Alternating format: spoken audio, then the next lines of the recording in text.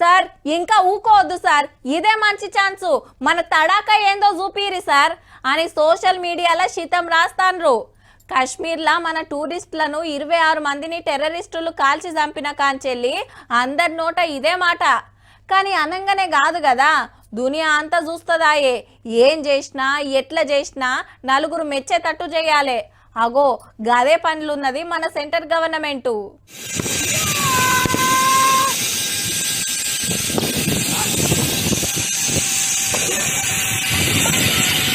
ఈ అన్న సంబురంగా తాడుతోటి గాలి తిరుగుతుంటే కింద తుపాకులతోటి తుట్ట గాల్చి పాడైతాండ్రు బద్మాసిగాళ్ళు. ఆ దినం కాశ్మీర్ ఏం జరిగిందో ఈ వీడియోలో రికార్డ్ అయింది. ఇంకేమన్నా వీడియోలు ఉంటే పంపురని టూరిస్టులను కోరిండ్రు పోలీసులు. ఈ టెర్రరిస్ట్ గాడు మునుపు పాకిస్తాన్ మిలిటరీల కమాండర్ అట. అటెనక ఉగ్రవాదుల షరీకై గింత పనిచేసి పాడైండు. 26 మందిని చంపింది చాలదని మల్లోపారి అటాక్ ప్లాన్ వేస్తురని మతలవందుడితోటి మన జవాన్లు అలర్ట్ అయిండ్రు. కాశ్మీర్ లో 80 టూరిస్ట్ జాగాలుంటే 40కి మీదనే మూసేసి సర్కారు. అనుమానం ఉన్నోళ్ళు అందరినీ పట్టుకపోతాండ్రు. సింధు నది నీళ్ళు ఆపినందుకు మన విమానాలను వాళ్ళ దేశం మీదకి వెళ్ళి పోనిస్తలేరు. చూసి మనోళ్ళు సుత అదే పని చేయబోతాండ్రు.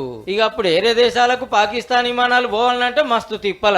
బార్డర్ లో 2 దేశాల ఆర్మీ అతార్లు తెచ్చి పెట్టుకుంటాంది.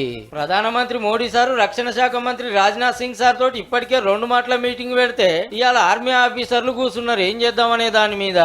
అటు సెంట్రల్ పోలీస్ మంత్రి అమిత్ షా సార్ కూడా చర్చలు చేసిండు ఆర్మీ ఆఫీసర్లతోటి. ఇంకో దిక్కు 2 దేశాల హీరోలకు ఆటగాళ్లకు నడుమ లొల్లి నడుస్తుంది సోషల్ మీడియాల. ఆంధ్ర చిన్న సీఎం పవన్ కళ్యాణ్ సార్ గిట్లా అన్నాడు, ఇక్కడోళ్ళు కొందరు అక్కడోళ్ళకు సపోర్ట్ చేస్తుర్రని. భారతదేశంలో కూర్చొని మీరు పాకిస్తాన్ ప్రేమిస్తుంటారు. మొన్న కొంతమంది నాయకులు డిబేట్ లో మాట్లాడుతుంటే చూస్తున్నాను.